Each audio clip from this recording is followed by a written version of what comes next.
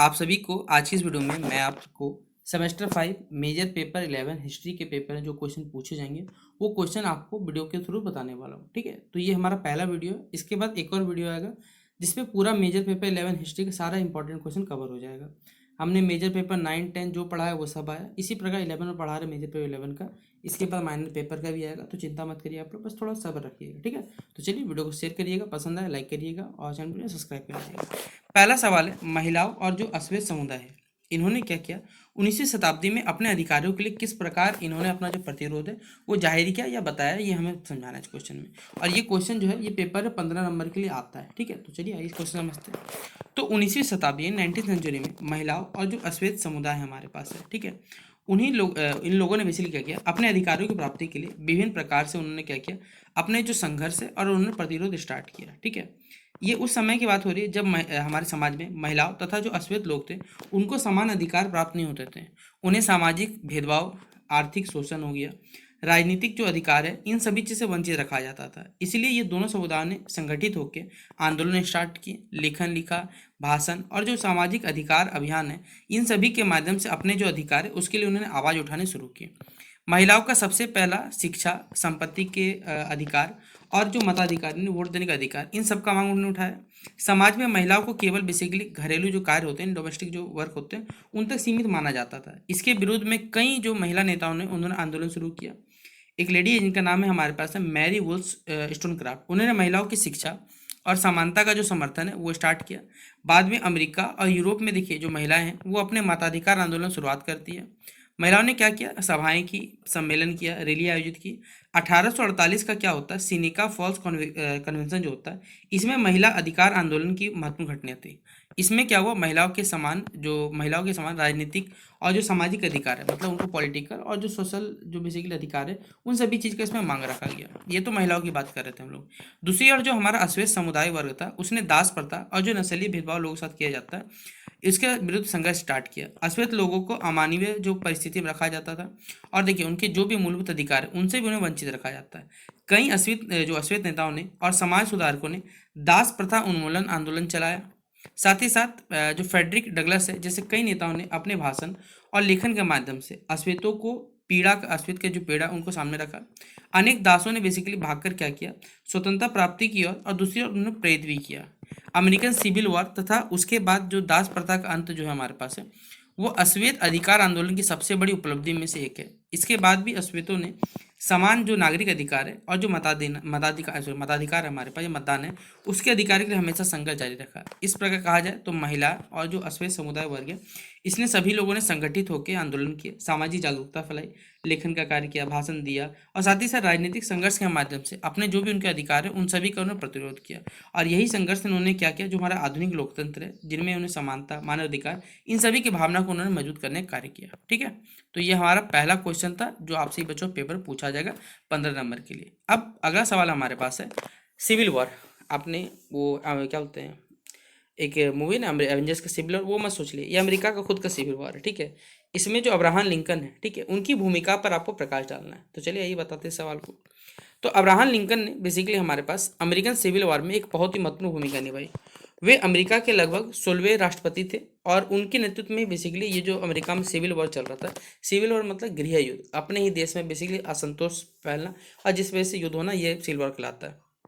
Abraham Lincoln का मुख्य उद्देश्य क्या था, अमेरिका की जो एकता है, जो अमेरिका को एक बनाए रखना है तथा दास प्रथा का जो हमारे पास समाप्ति करना था। उनके नेतृत्व, दृढ़ संकल्प और जो दूरदर्शिता है उसी से अमेरिका को फूटने से उन्होंने क्या किया, बचा लिया, वरना अमेरिका दो धड़ों में बढ़ जाता बेसिकली। ठीक है, 1860 में राष्ट्रपति चुने जाने के बाद दक्षिणी राज्यों ने क्या किया, दास प्रथा के मुद्दे पर संघ से बेसिकली उन्होंने क्या अलग होना शुरू कर दिया था। इन राज्यों ने मिलकर basically Confederate states of America का एक गठन किया।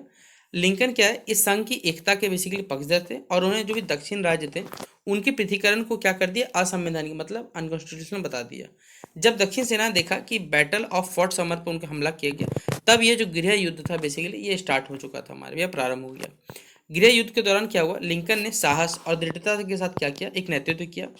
उन्होंने उत्तरी जो राज्य उनको सबको संगठित किया और संघीय सेना को एक मजबूत बनाया।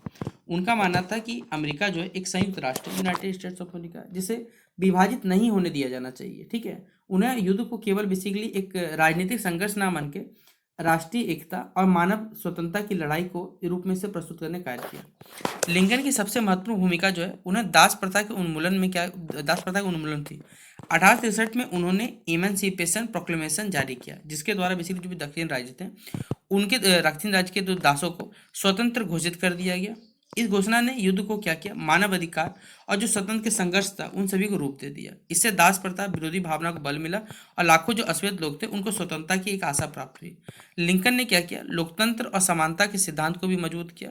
उनका प्रसिद्ध जो हमारे पास है गेट्सबर्ग एड्रेस भाषण, ये लोकतंत्र और राष्ट्रीय एकता का प्रतीक माना जाता है। उनके नेतृत्व में उत्तरी राज्यों ने बेसिकली जो नॉर्थ अमेरिका बेसिकली उसने विजय प्राप्त की और अमेरिका की जो एकता ये भी साथ में बनी रही। तो ये था कह सकते हैं सिविल जो वॉर चला था अमेरिका में, उसमें अब्राहम लिंकन का भूमिका जो पेपर पूछा जाता है। इसके अलावा लिखना चाहे कुछ पॉइंट लिख दीजिएगा। इस प्रकार अब्राहम लिंकन ने गृह युद्ध में एक कुशल नेता, राष्ट्र रक्षक और मानवतावादी के रूप में महत्वपूर्ण भूमिका निभाई। उनके प्रयासों से अमेरिका की जो एकता है वो सुरक्षित रही और साथ ही साथ अमेरिका में जो दास प्रथा था उसका अंत हो पाया हमारे पास। ठीक है, तो ये पेपर है 15 मार्क्स के लिए, ये पेपर में क्वेश्चन आएगा, तो इस प्रकार आपको लिखना पड़ेगा। ठीक है, अगला क्वेश्चन है जॉर्ज वाशिंगटन से जुड़ा हुआ कि जॉर्ज वाशिंगटन के तहत जो शासन है और जो राजनीति है इसकी विवेचना आपको करनी है। तो चलिए आइए बताते हैं इस सवाल का जवाब। जॉर्ज वाशिंगटन अमेरिका के पहले राष्ट्रपति तथा महान जो राष्ट्र निर्माता हैं उनमें से एक माने जाते हैं। अमेरिकी स्वतंत्रता संग्राम में उनकी जो भूमिका रही है वो एक महत्वपूर्ण भूमिका निभाई उन्होंने, और स्वतंत्रता प्राप्ति के बाद उन्हें जो नया राष्ट्र बना उसकी एक राजनीतिक जो व्यवस्था है उसको मजबूत आधार उन्होंने क्या किया, प्रदान करने का किया। उनका जो शासन काल था वो 1789 से 1757 तक था हमारे पास है। उन्होंने लोकतांत्रिक जो परंपरा है उसकी स्थापना करते हुए अमेरिका को बेसिकली एक संगठित और एक स्थिर राष्ट्र बनाने का उन्होंने हर संभव प्रयास किया। अब वाशिंगटन के कालखंड में बेसिकली शासनकाल में उनकी सबसे बड़ी विशेषता ये थी कि मजबूत एक जो सरकार हो बेसिकली वो मजबूत संघीय सरकार की स्थापना कर सके। अमेरिकी संविधान लागू होने के बाद देश को बेसिकली एक सक्षम नेतृत्व की आवश्यकता थी, जिसे जो जॉर्ज वाशिंगटन ने सफलतापूर्वक इसे पूरा किया। उन्होंने विभिन्न राज्यों को एक सूत्र में बांधकर जो राष्ट्रीय एकता है उसको मजबूत यहाँ पर किया। इसके अलावा कहा जाए तो उनके नेतृत्व में जो संघीय न्यायपालिका है, वित्त व्यवस्था है, साथ ही साथ जो प्रशासनिक संस्थाएं उन सभी चीज़ों का विकास हुआ।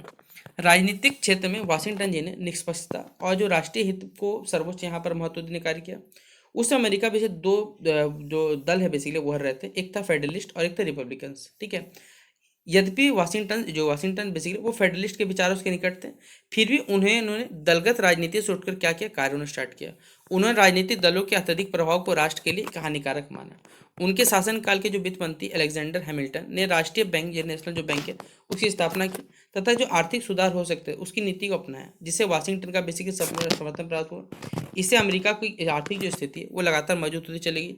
विदेश नीति में वाशिंगटन ने क्या किया, तटस्थता की नीति अपनाई।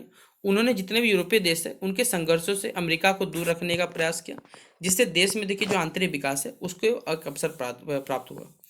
वाशिंगटन जो है बेसिकली लोकतंत्र और जो संविधान है इसके प्रति अत्यंत ही निष्ठावान थे, और साथ ही साथ उनका जो 2 बार का कार्यकाल था, जो 10 साल के कार्यकाल के लिए चुने गए थे, उनको उन्हें स्वेच्छा से 10 साल के बाद छोड़ दिया, जिससे शांतिपूर्ण क्या हुआ, सत्ता जो है हस्तांतरण की परंपरा जो है वो स्थापित हुई। उनका फेयरवेल एड्रेस जो है अमेरिका राजनीति में आज भी महत्वपूर्ण माना गया, क्योंकि जैसे आप देखते हैं अमेरिका में इलेक्शन होते हैं भाई प्रेसिडेंट अपना पोस्ट छोड़ना नहीं चाहता है, चाहे वो डोनाल्ड ट्रंप हो, ठीक है, चाहे बाइडन हो, सबका एक ही हाल है, कोई बड़ा बात नहीं है। इस प्रकार जॉर्ज वाशिंगटन का जो शासन है वो अमेरिकी इतिहास में एक स्थिरता, राष्ट्रीय एकता और साथ ही साथ जो लोकतांत्रिक परंपरा है उसकी स्थापना के लिए बहुत ही महत्वपूर्ण कदम माना गया है हमारे पास है। उन्होंने अपने नेतृत्व और जो दूरदर्शिता से अमेरिका को एक महत्वपूर्ण जो राष्ट्र है या मौजूद राष्ट्र है उसको बनने की दिशा प्रदान करने का कार्य किया था। ठीक है, तो ये क्वेश्चन था हमारे पास दूसरा, तो मैं आपको दूसरा बोलो, तीसरा क्वेश्चन हमारे पास। ठीक है, चौथा क्वेश्चन है अमेरिकी क्रांति की जो प्रकृति, इसका नेचर और इसका जो महत्व है, इंपॉर्टेंस, इसका देखिए आपको क्षेत्र भी पूछा जा सकता है, इसको भी क्षेत्र भी पूछ दिया जाता है। तो अमेरिका क्रांति की इसकी प्रकृति और इसका जो महत्व है इसके बारे में आपको विवेचना करना है। तो चलिए बताते हैं। विश्व इतिहास का सबसे एक महत्वपूर्ण घटना में से एक था अमेरिकी क्रांति। यह क्रांति बेसिकली कहा जाए तो अमेरिका के 13 उपनिवेश द्वारा शासन के विरुद्ध जो स्टार्ट की गई थी। इसका उद्देश्य यही था कि बेसिकली राजनीतिक जो स्वतंत्रता वो प्राप्त की जा सकी और जो औपनिवेशिक शोषण चल रहा था, कॉलोनिज्म का जो शोषण चल रहा था, उसको अंत करना था। यह क्रांति केवल कहा जाए तो एक राजनीतिक संघर्ष नहीं था, बल्कि स्वतंत्रता, समानता और जो लोकतांत्रिक अधिकार है उसके लिए लड़ा गया एक आंदोलन भी हमारे पास है। यानी सिर्फ अगर कहेगा आप ये राजनीतिक संघर्ष नहीं था, इसमें आपको स्वतंत्रता चाहिए थी, समानता चाहिए, लोकतांत्रिक जो अधिकार है, ये सभी चीज के लिए लड़ा गया आंदोलन था हमारे पास है। ठीक है। अमेरिकी क्रांति का जो स्वरूप है वो मुख्यतः हमारे पास है राजनीतिक और राष्ट्रीय था हमारे पास। यानी इनका जो क्रांति देखने को मिलता है ये राष्ट्रीय और राजनीतिक रूप था। ब्रिटिश सरकार उपनिवेशों पर भारी कर लगाती थी, मतलब बहुत ज़्यादा टैक्स लगाती थी, लेकिन उन्हें शासन में जो शासन व्यवस्था चल उसमें प्रतिनिधित्व नहीं देती थी। नो टैक्सेशन विदाउट रिप्रेजेंटेशन का नारा इसी असंतोष का बेसिकली जो परिणाम ये देखने को मिला था। अमेरिकी जनता जो है ब्रिटिश नियंत्रण से मुक्त होकर जो खुद का स्वतंत्र शासन वो स्थापित करना चाहती थी। इसीलिए उन्होंने क्या किया यहाँ पर बताया हुआ, इस क्रांति में किसान हो गए, व्यापारी हो गए, बुद्धिजीवी हो गए और जो सामान्य जनता ने सभी ने क्या किया, एक सक्रिय उन्होंने भाग लिया। इस क्रांति का एक महत्वपूर्ण पक्ष यही है कि लोकतांत्रिक विचारों का विकास करना था और अन्य नेताओं ने स्वतंत्रता, समानता तथा मानव अधिकार के जो सिद्धांत है इन सभी चीज का समर्थन किया।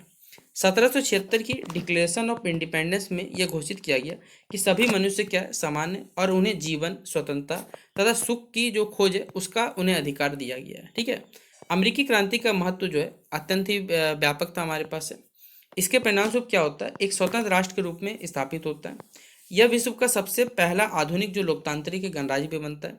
और इस क्रांति ने बेसिकली क्या किया, जो फ्रांसीसी क्रांति है तथा जो लैटिन अमेरिकी स्वतंत्रता है इन सभी को भी प्रेरणा देने का कार्य किया। इसके अतिरिक्त कहा जाए तो इस क्रांति ने जो लोकतंत्र है उनमें संविधानवाद हो गया, नागरिक अधिकारों की अवधारणा को मौजूद किया, लोगों में यह विश्वास पैदा किया कि जनता को अपने शासन का अधिकार होना चाहिए।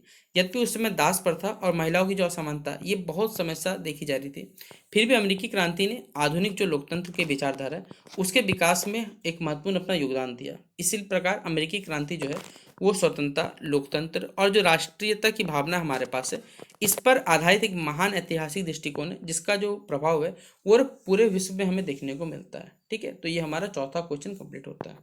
पांचवा क्वेश्चन हमारे पास है, right a short note on Turner thesis. यहाँ गलत लिखा है और टर्नी नहीं होगा, टर्नर होगा। टर्नर थेसिस पर आपको क्या करना है, एक संक्षिप्त टिप्पणी लिखना है। तो चलिए इस क्वेश्चन के जवाब बताते हैं आपको।